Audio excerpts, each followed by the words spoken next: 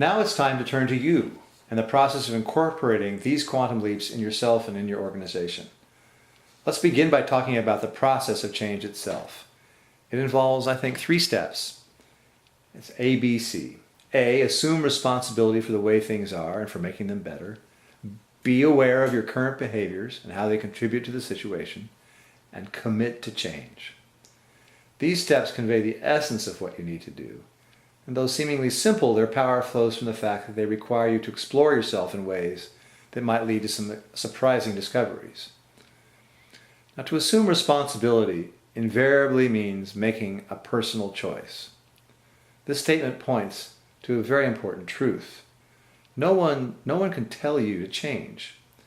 Committing to change means that you've made a choice. You have chosen to assume responsibility for the way things are and for making them better. Assuming responsibility for making things better means confronting a paradox of the deepest kind. We can't see what we want to become. We can only catch a glimpse of it, and only then in our best moments.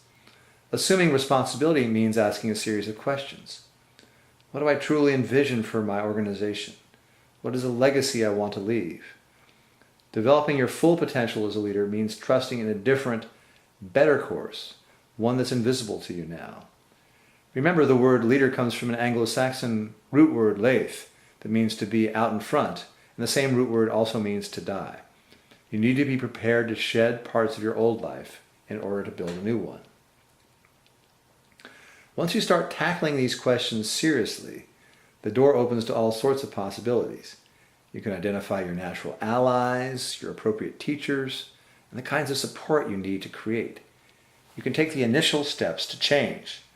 Over time, you will come to see that highly effective leaders are continually scrutinizing their behaviors, accepting responsibility for them, and shedding parts of their old lives to build a better one. So once you've made the decision to assume responsibility and change, the next step is to find a good coach. First, a definition.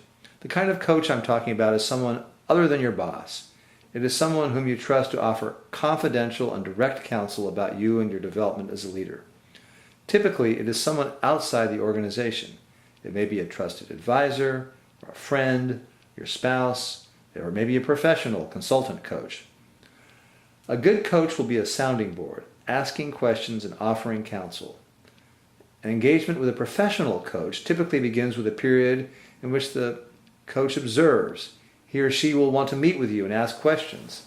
Often the coach will conduct confidential interviews to get a sense of what you do well and the areas where you could improve. A good coach should help you distinguish between skills and competencies and proficiencies. A skill is something you master, like organizing a sales team. A competency, on the other hand, is open-ended and involves continuous learning. Marketing is a competency. Strategic planning is a competency. Project management is a competency. Finally, a proficiency is something you're just naturally good at. Maybe you're proficient at sales or accounting. A good coach can help you identify your proficiencies and help you decide whether your professional role takes full advantage of them. The overarching goal of the coaching experience will be to help you identify specific competencies you want to develop and move you through the stages of the adult learning cycle to a state of unconscious competence, as shown in the diagram on this slide. Once you become aware of your behaviors, the next step is committing to change. Your coach can help make sure this commitment is heartfelt and genuine. He or she will want to probe your motivation for change. Ultimately, your coach will want you to train your sights on 1 or 2 things that will help you become more effective as a leader. It should be one of the competencies I've described in my book, Leading at Light Speed, such as how you lead through others or how you manage decisions. A coach can give you specific exercises and ask you to do things that will help improve specific skills or competencies. He or she can focus your attention on a particular pattern of communicating or a style of managing people that stands in the way between you and great leadership. One coaching trick is to ask you to teach a specific skill or competency to other people. That speeds up the learning progress considerably. In this chapter, we've looked at the dynamics of personal change. Accepting responsibility to implement these quantum leaps means making a choice, a personal choice to change. But accepting responsibility bumps up against one of the most perplexing aspects of human nature. our inability to see ourselves clearly, to identify our own blind sides, and to ask for help. We need to enlist other people to help make sure we're asking ourselves the right kinds of questions.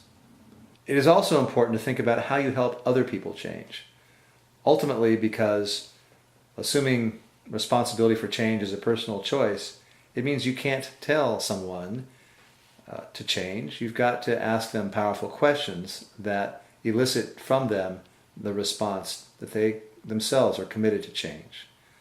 It means learning how to ask powerful questions such as, what is the legacy you wish to leave? Who is it that you want to be, and how do you want to model the behaviors you manifest for others? Are you ready to assume the role of a leader? Do you want to lead at a higher level? What prevents you from getting to that? These kinds of powerful questions are the key to helping people assume responsibility for themselves and really will enhance your ability to be an effective leader. So in conclusion, leading at light speed means making 10 quantum leaps. In this time of extraordinary complexity and change, these 10 quantum leaps will enable you to focus on the right things and not be overwhelmed by the enormity of change around you. You can broaden your worldview to one based on trust, spark, personal optimism, and vision. By optimizing trust and spark, you can create an organization in which everyone is a leader.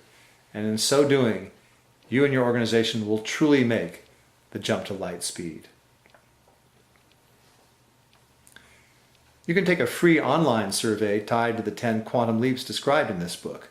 The survey gives you a detailed look at the behaviors underlying each quantum leap. Taking the survey will help you and your organization focus on the greatest opportunities for growth. You'll find the survey at our website, leadingresources.com.